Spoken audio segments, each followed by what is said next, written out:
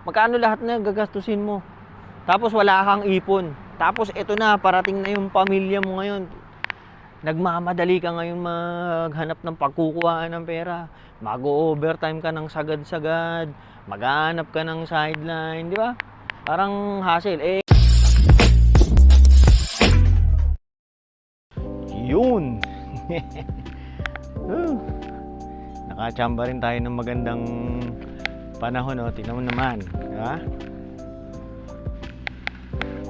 Maaraw ngayon. Ha? Mga nagbabike. Try nating mag-ikot sa Brandon at mga ilang araw na lang. Baka wala ng linggo. Ano na, winter na. Gawin natin.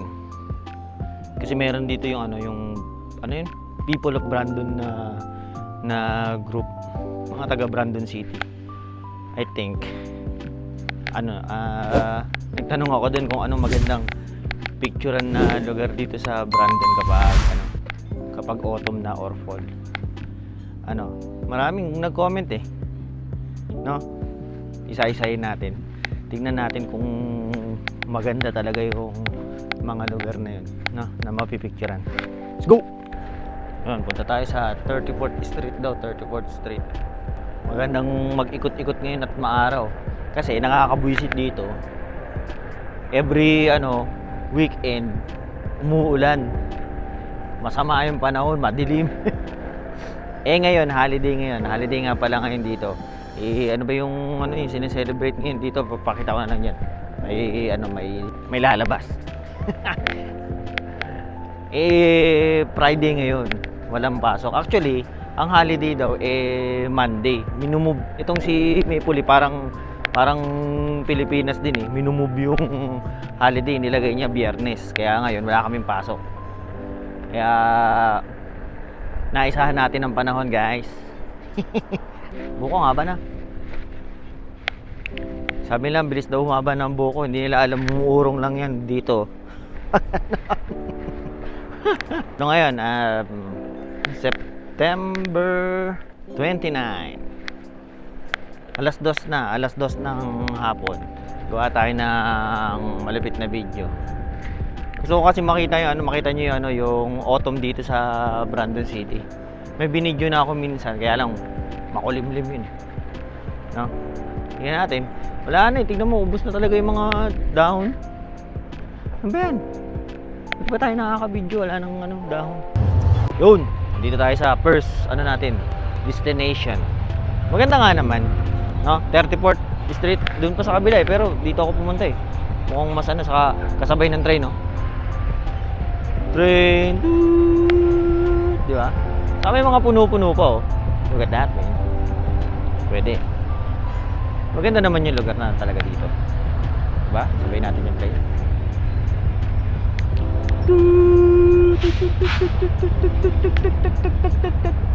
Ganda rito, oh. Look at that place.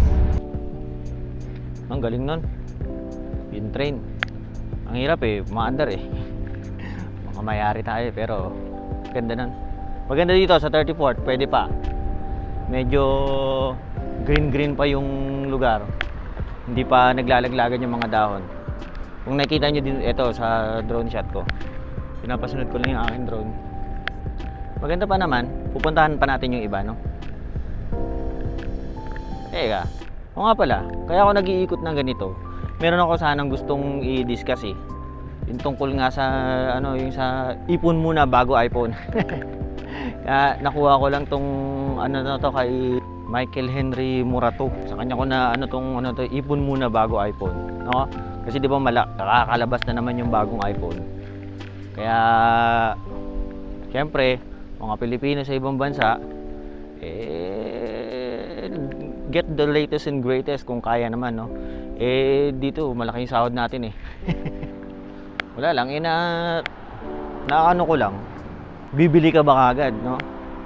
Lalo na ngayon dito, laki na sinahod namin nung itong week na to. Kasi meron kaming tinatawag dito yung di ba, bukod sa overtime, makukuha mo ng extrang income. May nakuha kami yung yung ano ba to? Double tawag. Ako, napakalaki ng sinahod namin. Pero tsambahan lang 'yun. Pero yung magkano ba yung price ng iPhone ngayon? Kayang bilhin dito ng ng isang linggo eh. Kayang-kaya sa totoo lang. Pero syempre, kakabili ko nga lang ng iPhone 14 Pro Max. Eh yung iPhone 15 naman wala namang masyadong binago. Kaya siguro pagdating na lang ng aking asawa, baka siya na lang ang bibilihan ko. Ipon muna bago iPhone. Mag-ipon muna kayo, no? Okay, meron pa naman kayong mga mga working na gadget, mga ako makapagsabi, no? Pero ako nagbibili na ng gadget. Kaya lang yun nga, medyo sa huli na lang natin na laman na kailangan maging maging tight muna tayo sa budget natin kasi alam niyo naman, darating yung pamilya mo, di ba? Kaya nga binigyan ka ng 2 taon na palugit ni Canada para makapag-ipon ka. 1 kalahati to 2 years na palugit para sa pagproseso nila ng PR. Hindi lang yun siguro dahil sa tagal ng proseso, para rin mabigyan kayo ng time, to give you ample time to save money, di ba? Kasi kakailanganin niyo yan. Tulad ko, mag-ano na kami dito. Magdadalawang taon na. Maraming gagastusin bago sila pumunta rito. Kasi yung iPhone, nandyan lang yan. Baka nga pagdating nyo rito, iPhone 17, iPhone 16, mga ganun na di ba? Yun nga. Ano mga gagastusin mo dito? Una yung MPNP. $500 kagad yun. Tapos, MPNP pa lang. Tapos kung kunyari mag-PPR application ka na, magkano yung gagastusin mo sa PR application? Sa akin, ang inaabot sa akin $3,250 kasi merong 2 anak saka isang asawa. Mas mahal siguro pag 2 asawa mo, di ba? Yun. Doon pa lang gastos na. Siyempre, habang nag-iipon ka, siyempre, hindi lang naman lahat ng sahod mo mapupunta din sa ipon di ba? Kung makain ka, nagrerenta ka, di ba? Mga ganyang bagay, tapos bibili ka ng mga gamit mo na gusto mong bilhin, ganon. Siyempre, mag-save ka na, malaki talaga. PR, magkano na yan, di ba? Tapos isipin mo pa pagpapunta na sila rito, magkano gagastusin mo sa ticket. Kung kunyari yung sa isang video ko, magkano ang nagtingin ako ng ticket? Nasa 100,000 yung ticket. Yung mga papunta na mga papunta na pamilya na kasama ko rito. Ganun ang sinasabi nila. Sila Marlon, sila GR, magkano ticket na binili nila? Nasa 200 100,000 daw isang tao. Paano kung marami kang anak? Tapos papunta ka rito. Tulad ko, yung huli kong video, di ba? Kinumpute ko halos $250,000 pamasahe pa lang. Kung kunyari uuwi ako, kasama yun sa uuwi ako. Kasi gusto ko rin umuwi sa Pilipinas So, tapos yun, magkano lahat na gagastusin mo? Tapos wala kang ipon. Tapos eto na, parating na yung pamilya mo ngayon. Nagmamadali ka ngayon maghanap ng pagkukuhaan ng pera. Mag-overtime ka ng sagad-sagad. Maghanap ka ng sideline, di ba? Parang hassle. Ngayon pa lang, pagdating mo pa lang dito, sinabihan ka na ni Brandon Boy, mag-ipon ka na. Kasi alam nyo naman Brandon Boy is a good boy, di ba? Mag-ipon ka na agad pagka pa lang dito, pagdating mo pa lang dito. Hindi, kahit ano pang sabihin nila dito na yung mga kasama na, marami naman magiging pera dito, mag-alala. Madaling maiipon yung pera, hindi. Mas maganda pa rin yung sigurado ka na meron kang dadamputin na kukunin na pera pagka kailangan mo na. Tulad nung sa mga iba kong kasama, kunyari nagkaroon ng kasakit, nagkaroon ng problema sa Pilipinas, meron kang savings, di ba? May makukuha ka para maipatulong mo sa pamilya mo sa Pilipinas, di ba? Mga ganun. Saka wag kayo palang malulung sa kakagamit ng credit card nyo. Okay lang daw ang binigay na tip sa amin ni si Sir Joseph. Shoutout Sir Joseph, parang naging ano namin dito, naging ano ba to, financial advisor namin dito. Pilipino rin siya sa ano, sa RBC nagtatrabaho.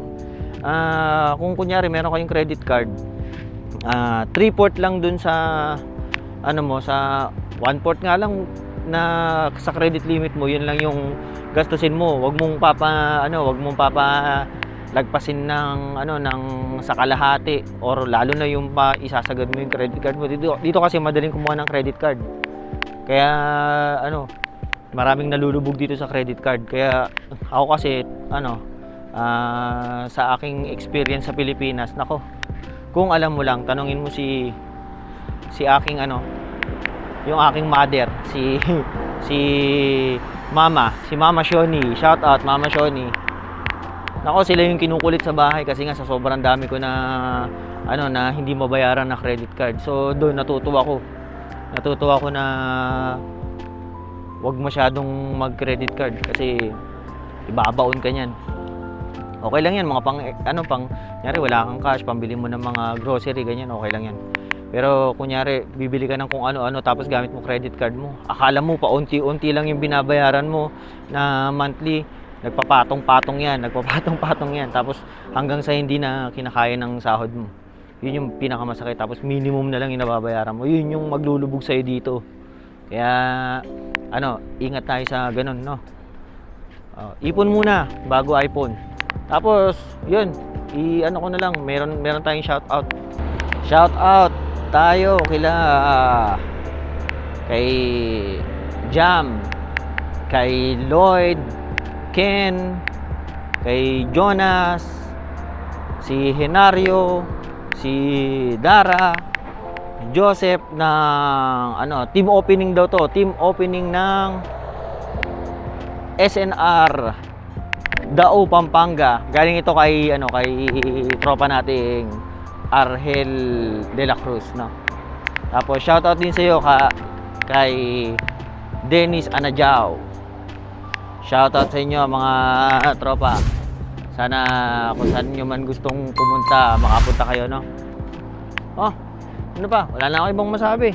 Daldal ko na naman. Yun na. Like, share, subscribe, ha. Paalam.